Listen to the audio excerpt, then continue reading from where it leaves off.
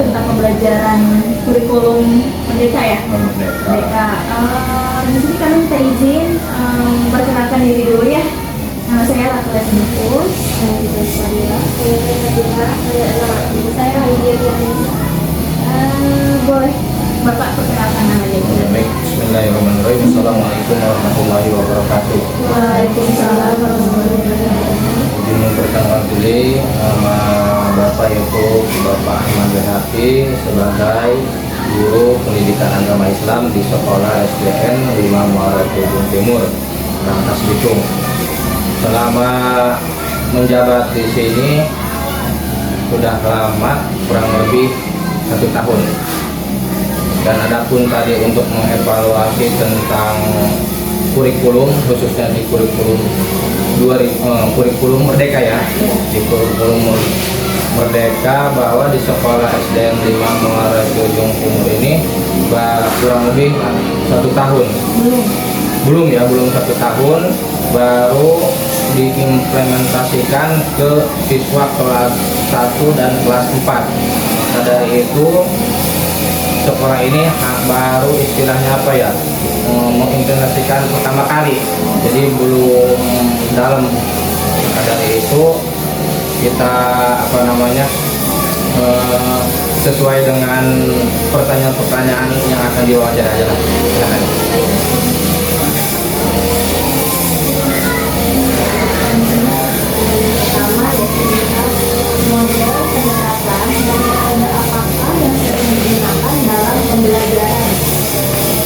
Ya, untuk model pendekatan dalam pembelajaran kurikulum merdeka itu ada beberapa teknik sebenarnya. Yang pertama, model pembelajaran awal, proses, dan di akhir. Tapi di sini saya sebagai pendidikan agama Islam itu menggunakan model learning, artinya bagaimana siswa itu aktif di kelas, bukan guru itu aktif tapi si murid pasif. Jadi saya menggunakan metode itu bagaimana cara si siswa itu lebih aktif dalam hal pembelajaran, khususnya pembelajaran pendidikan agama Islam. Mungkin kita bisa memulai pertanyaan memantik, salah satunya bagaimana, apakah, maka siswa pun itu akan otomatis menjawab sesuai dengan pertanyaan itu. Maka dari itu siswa pun akan otomatis aktif. Nah, itu salah satu adalah metode pembelajaran saya sebagai pendidikan agama Islam. Apakah Bapak sering menggunakan variasi model pembelajaran untuk mempermudah pemahaman dari peserta didik? Untuk model pembelajaran itu tergantung karakteristik yang ada di kelas, khususnya karakteristik siswa. Sering, maka dari itu untuk model pembelajaran bermacam-macam, tapi saya gunakan sesuai dengan keadaan situasi yang ada di kelas. Maka dari itu saya memilih metode pembelajaran sesuai waktu yang telah ditentukan. Apa tadi intinya pertanyaannya? Model pembelajaran ya, sering ya. Maka dari itu saya sering menggunakan bermacam-macam model pembelajaran untuk mengantisipasi siswa bagaimana pembelajaran yang aktif dan inovatif. Silakan dilanjut. Apakah Bapak sering memanfaatkan lingkungan sekolah atau lingkungan sekitar peserta didik untuk melaksanakan pembelajaran? Oh iya, untuk masalah lingkungan pembelajaran itu tergantung kontrak kerja. Salah satunya bukan kontrak kerja tapi kontrak pembelajaran. Biasanya di awal pembelajaran saya memberikan arah-arahan kepada peserta didik mau bagaimana, apakah tempatnya kita di kelas, di ruang kelas ataupun di ruang kelas. Mungkin salah satunya saya menggunakan yaitu musola untuk pembelajaran di luar kelas. Nah, itu ya.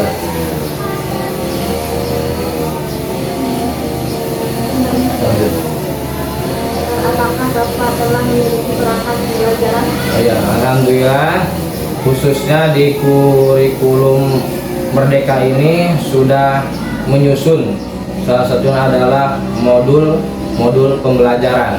Karena di kurikulum Merdeka ini namanya diganti, bukan RPP lagi ya, tapi namanya modul. Kalau di kurikulum 13 namanya RPP, Rencana Pelaksanaan Pembelajaran.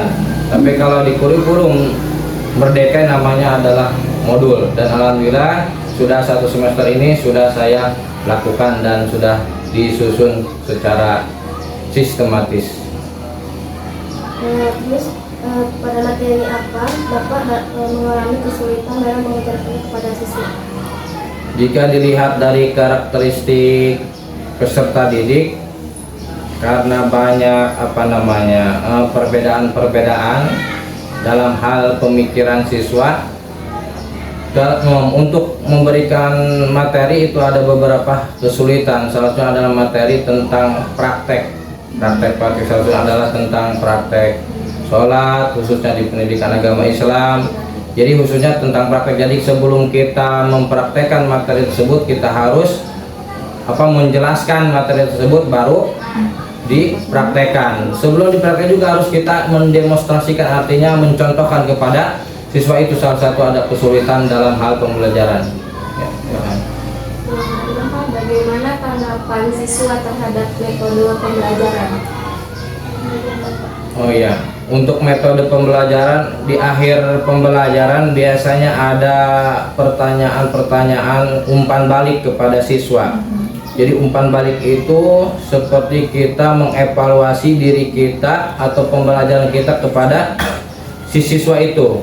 Maka dari itu kita lempar suatu pertanyaan umpan balik, seperti salah satu contoh, anak-anak bagaimana pembelajaran hari ini? Kalau dijawab senang, ya alhamdulillah, berarti tidak ada kesalahan. Atau mungkin dijawab tidak seru, mungkin di dalam metode pembelajaran ada kekurangan. Maka dari itu di akhir pembelajaran adanya suatu pertanyaan umpan balik. Maka dari kita tahu, oh di mana letak kesalahan kita, di mana letak kekurangan kita situ. Apakah kegiatan praktikum sering dilakukan? Alhamdulillah, yang namanya pembelajaran pendidikan agama Islam itu diutamakan tentang praktik. Tadi ulangin lagi. Apakah kegiatan praktikum sering dilakukan? Oh iya, alhamdulillah untuk praktikum di pendidikan agama Islam itu sering dilakukan karena untuk menunjang sikap spiritual dan sikap sosial si peserta didik. Kalau sikap spiritual prakteknya biasanya tentang ibadah-ibadah, maka dari itu prakteknya biasanya di musola. Adapun untuk praktek sikap sosial biasanya kita mengamati, mungkin sedang di luar kelas, sedang istirahat dan lain sebagainya. Jadi sering dilakukan karena untuk pengembangan sikap si siswa tersebut. Apakah sarana dan prasarana yang tersedia cukup mendukung kegiatan pembelajaran? Jika dilihat dari sarana prasarana untuk pembelajaran pendidikan agama Islam itu sudah cukup memadai. Mulai dari alhamdulillah udah ada tempat musola, mungkin untuk praktek-praktek ibadah dan praktek-praktek lainnya. Adapun mungkin sarana prasarana untuk pembelajaran di luar pembelajaran PAI tidak begitu, karena saya tidak terjun langsung ke pembelajaran tersebut. Mungkin nanti kalau ada waktu boleh ditanyakan tentang sarana prasarana khususnya untuk pembelajaran wali kelas. Kalau untuk pendidikan agama Islam alhamdulillah sudah cukup ya. Silakan. Bagaimana guru menilai kemampuan siswa? Bagaimana guru menilai kemampuan siswa? Iya. Untuk menilai kemampuan siswa di kurikulum Merdeka itu ada yang namanya asesmen. Asesmen itu terbagi dua, ada asesmen formatif, ada asesmen sumatif.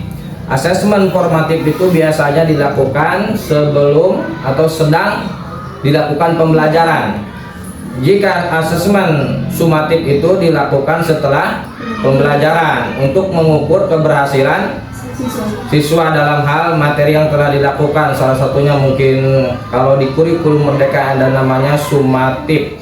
Sumatif itu kalau di kurikulum 13 namanya penilaian harian. Nah, jika sudah mencapai beberapa bulan ada namanya sumatif tengah semester. Nah, sekarang kita mungkin akan melaksanakan namanya, kalau di kurikulum 13 namanya SAS ya, sumatif akhir semester. Kalau di kurikulum 13 itu namanya penilaian akhir semester. Jadi untuk menilai hasil pembelajaran dari siswa, salah satunya menggunakan teknik-teknik yang disebut dengan assessment ya gitu. Apakah terdapat kegiatan kelompok atau proyek kolaboratif dalam pembelajaran? Oh, itu yang disebut dengan geng-geng itu ya. Nomor berapa itu? Nomor 9. Nomor 9 ulangi coba. Misalkan membuat proyek proyek kolaboratif. Oh, proyek kolaboratif. Kegiatan-kegiatan contohnya seperti apa coba? Kegiatan kelompok contohnya membuat apa? Oh gitu. Jadi untuk pembelajaran PAI itu istilahnya kurang memberikan kelompok-kelompok seperti itu ya. Jadi itu mah biasanya kebanyakan di mata pelajaran kesenian. Tapi kalau untuk pendidikan agama Islam biasanya untuk membuat kelompok-kelompok tersebut khususnya dalam hal kegiatan pengajian. Jadi kolaboratif ya, pengajian, membuat kelompok. Setelah kelompok biasanya anak-anak itu memberikan pemahaman tentang ayat-ayat yang si peserta itu baca. Itu salah satunya. Yang 11, bagaimana cara guru mengintegrasikan kurikulum dalam pembelajaran sehari-hari? Ulangi coba. Bagaimana cara guru mengintegrasikan kurikulum dalam pembelajaran sehari-hari? Kurikulum dalam pembelajaran sehari-hari. Jadi kegiatan di kelas ya. Jadi mengintegrasikan. Artinya apa ya? Mensinkronisasi bisa disebut seperti itu. Jadi dalam arti kurikulum itu artinya kita harus menyesuaikan karakteristik si siswa. Artinya bahwa kurikulum itu sering berubah-ubah. Salah satunya dari kurikulum KTSM menjadi kurikulum 13, kurikulum 13 menjadi kurikulum Merdeka. Maka dari itu kita harus bisa mengintegrasikan kepada siswa khususnya di lingkungan pembelajaran. Maka dari itu ya sering sekali gitu kan. Jadi banyak perubahan-perubahan, maka harus mengintegrasikan terhadap kurikulum yang telah ditentukan oleh pemerintah kepada lingkungan sekolah. Jadi terima kasih. Lanjut. Bagaimana cara mengatasi salah satu masalah dalam pengelolaan kelas, yaitu kurangnya kesatuan antar siswa karena adanya kelompok dalam siswa kelas? Oh, geng-geng itu ya? Iya. Jadi emang setelah saya amati, saya mengajar semua kelas dari kelas 1 sampai kelas 6. Kebanyakan yang geng-geng itu di kelas 6. Kalau ya kelas tinggi, kalau kelas 1, kelas 2 kan itu belum karena masih labil. Tapi kebanyakan di kelas 4, 5 dan 6 dan sekarang sudah saya amati bahwa itu ada namanya kelompok-kelompok tertentu. Jadi intinya apa tadi? Cara mengatasi hal tersebut. Nah, di dalam permasalahan tersebut saya sering menjelaskan kepada siswa yang sudah mempunyai kelompok bahwa di kelas ini tidak ada namanya perbedaan-perbedaan khususnya ras, agama dan lain sebagainya. Maka dari itu kalian tidak boleh membuat sebuah kelompok-kelompok tertentu, apalagi bisa dalam silaturahim, yang memecahkan dalam silaturahim. Maka dari itu boleh istilahnya membuat kelompok, tapi jangan terlalu istilahnya membeda-bedakan. Jadi kelompok ini masih seperti ini karena gara-gara hanya sebuah permasalahan, akhirnya dia membuat sekelompok kecil untuk menjustis bahwa kelompok tersebut jelek. Tidak seperti itu. Jadi saya sering memberikan arahan-arahan bahwa di sekolah ini satu kesatuan, tidak boleh ada kelompok geng atau lain sebagainya. Begitu. Bagaimana guru memahami karakteristik belajar setiap peserta didik di kelas? Memahami karakteristiknya, maka dari itu sebelum pembelajaran dimulai biasanya ada tes, lupa lagi saya, itu ada di kurikulum Merdeka. Jadi kita supaya bisa mengetahui perbedaan karakteristik, salah satunya dengan memberikan pertanyaan-pertanyaan. Maka di situ kita tahu bahwa karakteristik siswa itu bisa kita ketahui. Bahkan dalam hal pertama kali kita masuk bisa ketahuan karakteristik siswa itu. Mungkin kalau guru datang, bagaimana dia menanggapinya. Mungkin ada yang langsung maju untuk salaman, ada yang mungkin diam saja, itu ketahuan. Bahkan dalam hal mau memulai pembelajaran, salah satunya adalah berdoa. Kita sudah lihat karakteristik si siswa.